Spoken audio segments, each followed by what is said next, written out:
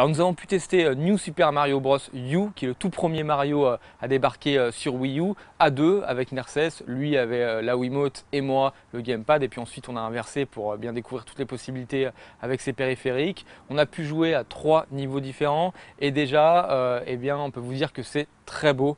Artistiquement, c'est vraiment joli. Bah, c'est dans la lignée donc de New Super Mario Bros, hein, mais au niveau des effets de profondeur du décor, ça claque bien. Et en tout cas, je pense que ça devrait faire plaisir à tous les fans de Mario, parce qu'il y a plein de clins d'œil, même au précédent épisode, comme Super Mario World par exemple.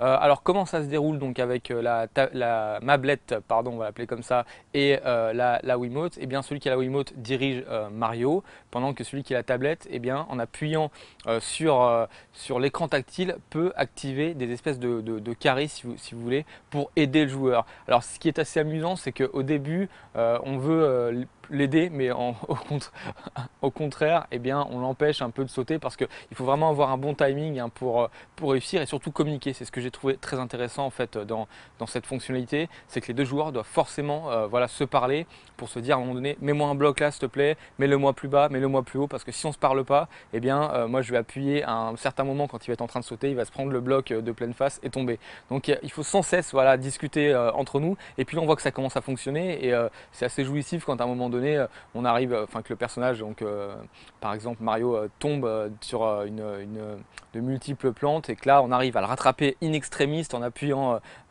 sur la tablette, et ce qui fait que ça sauve le joueur.